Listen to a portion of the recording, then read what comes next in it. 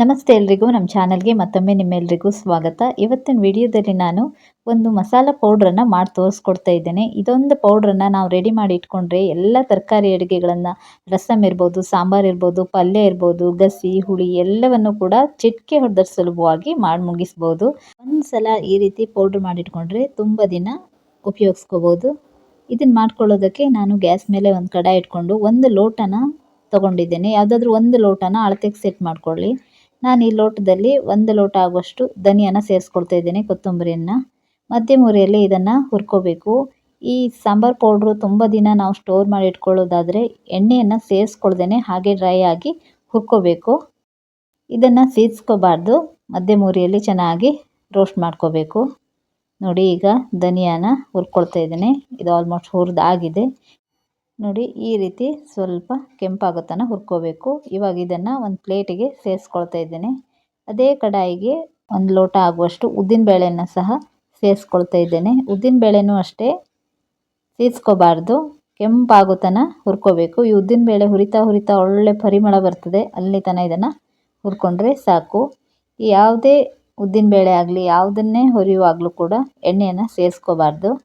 ನೋಡಿ, ಉದ್ದಿನಬೇಳೆನೂ ಕೂಡ ಕೆಂಪಾಗಿದೆ. ಈ ರೀತಿ ಕೆಂಪಾಗೋ ತನಕ ಹುರ್ಕೊಂಡು ಇದನ್ನು ಸಹ ಈ ಧನಿಯಾ ಹುರಿದಿದ್ವಲ್ಲ ಅದ್ರ ಜೊತೆಗೆ ಸೇರಿಸ್ಕೊಂಡ್ಬಿಟ್ಟು ಪುನಃ ಅದೇ ಕಡಾಯಿಗೆ ಒಂದು ಲೋಟ ಆಗುವಷ್ಟು ಕಡಲೆಬೇಳೆನ ಸೇರಿಸ್ಕೊಳ್ತಾ ಇದ್ದೀನಿ. ನೀವು ಇದನ್ನು ಹುರ್ಕೊಳ್ಳೋದಕ್ಕೆ ಯಾವುದಾದ್ರೂ ಒಂದು, ನಿಮಗೆ ಯಾವುದಾದ್ರೂ ಒಂದು ಅಳತೆಗೆ ಲೋಟನ ಸೆಟ್ ಮಾಡ್ಕೊಳ್ಳಿ, ಆವಾಗ ಕರೆಕ್ಟ್ ಆಗ್ತದೆ. ನೋಡಿ, ಕಡಲೆಬೇಳೆನೂ ಕೂಡ ಹುರ್ಕೊಂಡಿದ್ದಾಗಿದೆ. ಇವಾಗ ಇದನ್ನು ಸಹ ಅದಕ್ಕೆ ಸೇರಿಸ್ಕೊಳ್ತಾ ಇದ್ದೇನೆ. ಇವಾಗ ಅದೇ ಲೋಟದಲ್ಲಿ ಒಂದು 1/4 ಕಪ್ ಆಗುವಷ್ಟು ಹೆಸರು ಬೇಳೆನ ತಗೊಂಡು ಅದನ್ನು ಕೂಡ ಹುರ್ಕೋಬೇಕು.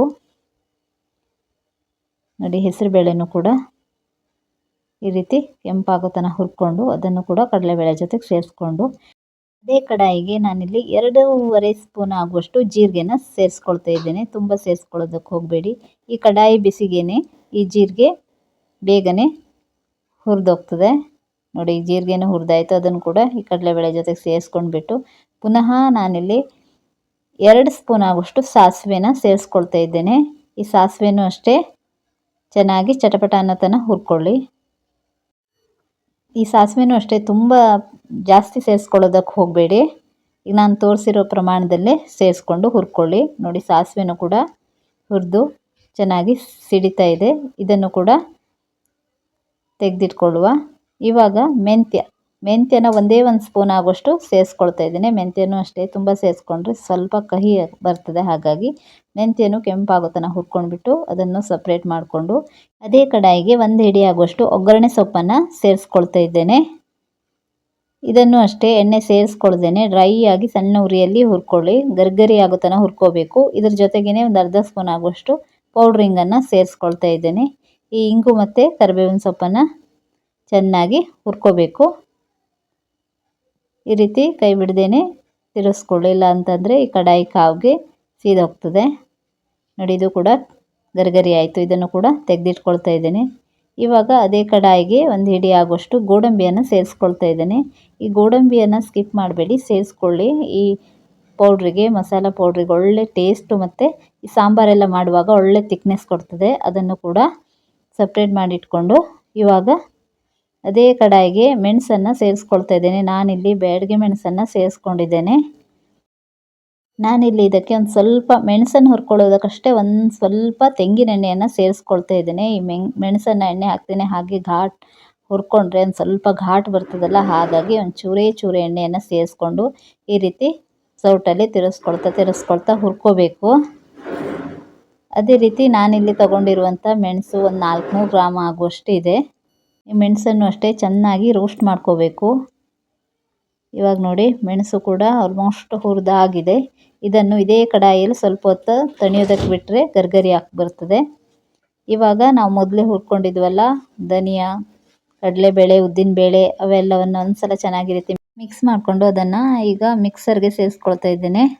ಇವಾಗ ನಾನು ಮೆಣಸನ್ನು ಸಪ್ರೇಟಾಗಿ, ಅದೇ ರೀತಿ ಉಳಿದ ಸಾಮಗ್ರಿಗಳನ್ನು ಸಪ್ರೇಟಾಗಿ ಪೌಡ್ರ್ ಮಾಡ್ಕೊಳ್ತಾ ಇದ್ದೇನೆ. ನಾನಿಲ್ಲಿ 2 ಬ್ಯಾಚಸ್ಸಲ್ಲಿ ಇದನ್ನು ಪೌಡ್ರ್ ಮಾಡ್ಕೊಂಡಿದ್ದೆ. ಇವಾಗ ಅದೇ ಮಿಕ್ಸಿ ಜಾರ್ಗೆ ಮೆಣಸನ್ನು ಸೇರಿಸ್ಕೊಂಡ್ಬಿಟ್ಟು ಪೌಡ್ರ್ ಮಾಡ್ಕೊಳ್ತಾ ಇದ್ದೇನೆ.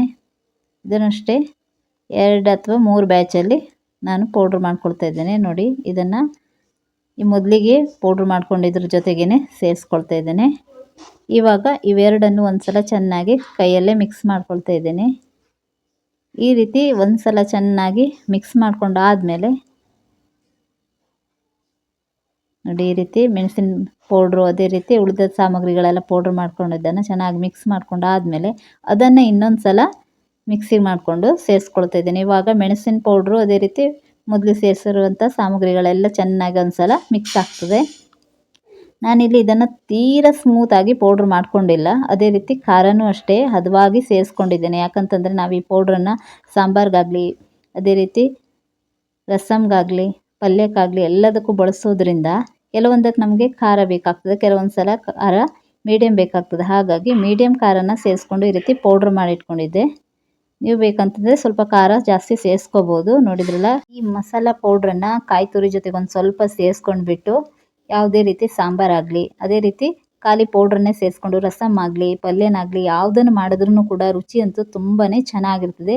ಅದೇ ರೀತಿ ಈ ಪೌಡ್ರ್ ಮಾಡ್ಕೊಳ್ಳೋದಕ್ಕೆ ಎಣ್ಣೆಯನ್ನು ನಾವು ಅಷ್ಟಾಗಿ ಬಳಸ್ಕೊಳ್ಳದೇ ಇರೋದ್ರಿಂದ ಈ ರೀತಿ ಒಂದು ಪೌಡ್ರನ್ನು ಮಾಡಿ ಸ್ಟೋರ್ ಮಾಡಿ ಇಟ್ಕೊಂಡ್ರೆ ತುಂಬ ದಿನ ಇದನ್ನು ಉಪಯೋಗಿಸ್ಕೋಬೋದು. ಅದೇ ರೀತಿ ಅಡುಗೆ ಮಾಡೋದಕ್ಕೆ ಸಮಯ ತುಂಬ ಕಡಿಮೆ ಇದ್ದಾವಾಗ ಈ ಪೌಡ್ರನ್ನು ಉಪಯೋಗಿಸ್ಕೊಂಡ್ರೆ ತುಂಬ ಸುಲಭವಾಗಿ ಅತಿ ಬೇಗನೆ ಅಡುಗೆ ಕೂಡ ಮಾಡ್ಬೋದು.